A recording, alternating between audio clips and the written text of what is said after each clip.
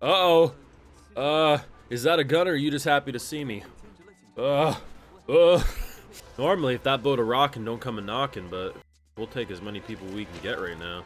Oh, don't do it. No, come on. We don't need to. You don't gotta be the one to do it, my boy. You've lost enough. I'm telling you, they direct this shit like it's a movie. Yo, I don't like what they did this episode. Great episode, but the pain, the suffering, and the fact that it probably isn't over, shame on you. Make sure you drop a like, though, show your support, subscribe if you're new around here on Patrons where we catch those full live reactions. So, old Nail Man, that poor bastard. I'm sure it's not over. This was probably the calm before the storm. That ending was ominous as hell. And seemingly he's lost a lot, and he has all the mementos to remind him. When that thing jumped out of the water, I was like, oh, cool, you know, we got a beast to fight, you know, I'm excited, right? I'm having fun. And then it seemed like he recognized him, and I was like, who the hell could that be, right? In my mind, there's no one, and I was like, okay, maybe, like, oh shit, I don't know, he revealed his wife was dead. Is we gonna go some, like, real up shit with it? No. No. On one hand, at least you don't have to pay the beer tab back. Sometimes you gotta have a glass half full mentality. On the other hand, pain and suffering, bro. I think this is one of the best things a show can do, is when it really makes you let your guard down. Because that drinking scene and everything, and just like, you know, oh, you'll get the next ones. In hindsight, death flag. But if I naturally assumed anytime anyone said, like, you'll get the next tab that they're gonna die, I'm just always gonna be on edge for no reason. The way they directed that, and the fact that he's like, let me pull the trigger. Bro, you didn't need to do that. I'm glad, too, that they didn't show, like, the shot. We heard the shot, but they did the quick camera pull up, which is honestly probably the preferable way to do it. It's less visually impactful, but it's more impactful narratively and emotionally. Because that idea of just the guilt, you could tell that gun didn't feel like a normal gun. That gun probably felt like it weighed 5 tons. Because to lift it and pull the trigger on someone you hold dear, and this isn't his first rodeo seemingly either. This man in his elderly years has gone through some shit, and I feel like the pain and suffering tour hasn't stopped just yet. They basically end the episode with our boy saying, it seems like Ever Beyonders, that the life will just lead to this. That things can just randomly happen and you'll lose control. You are the puppet for gods to play with. Granted, he does end the episode very different than how he started it. The start of the episode was him being like, shit, am I being manipulated by gods? To, bitch, I can manipulate them right back. So, you know, maybe we're on the offensive, but yeah, that stung. It's wild too, because I didn't see that coming at all. It was a slightly longer episode than last week. But hey, I thought that just meant they were going to do extra with the slice of life, and maybe there would be some action.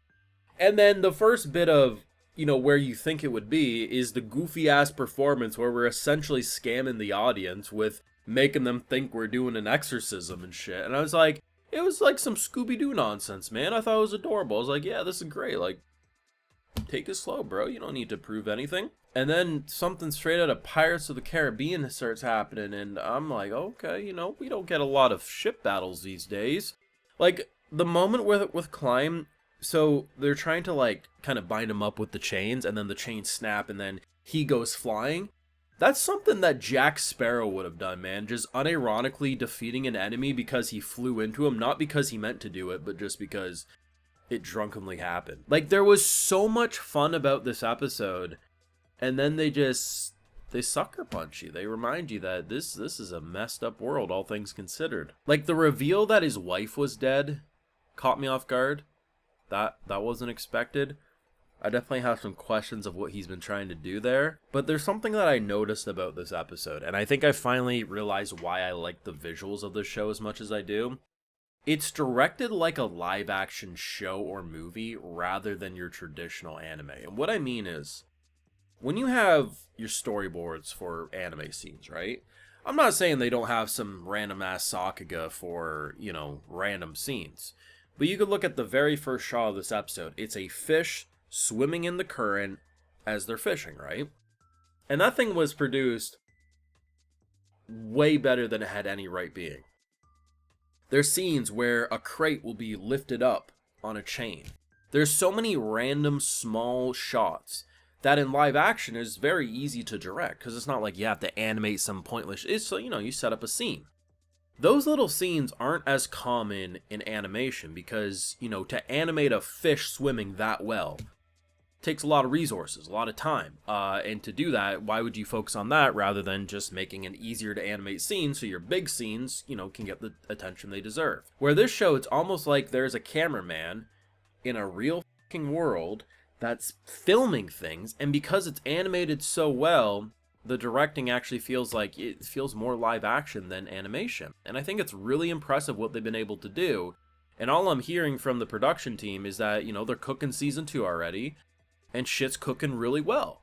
And I'm like, bro, like, you don't gotta continue to prove anything, but goddamn, thank you. I don't know where the last 5 episodes are gonna go for season 1, because it is 13 episodes. But I have to imagine there's gonna be at least 2 big deaths remaining. Old Neil ain't looking good right now.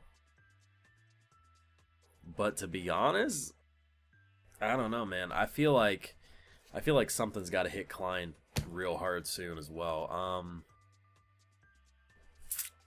Great episode. I think the past few episodes, this one included, the pacing's felt a lot better. It's felt a lot tighter. It's felt less rushed to get to the next big point or whatever. And to be honest, like, characters like Isaac still remain to be, like, just awesome. And I'm having a great time. There's still lots we don't know about characters and the world, but it feels more grounded. It feels like it has its pacing under control. And all I've been hearing from people who've been checking out the dub is that it's even more easy to digest those early episodes with the dub, where it's not as just... There's so much new information. A lot of us aren't used to Chinese dubs, It got a lot of people confused, and all I'm hearing is that people be watching the English dub, and I've heard some parts of it. I haven't seen the whole thing of what's been released, but I've heard it. It sounds really good. Yeah, so there's no excuse not to be on the Lord of Mysteries train these days, especially with a dub that's apparently absolutely quality top to bottom, and pacing that has now found its groove. And if they keep this type of pacing in season 2, we're going to be cooking.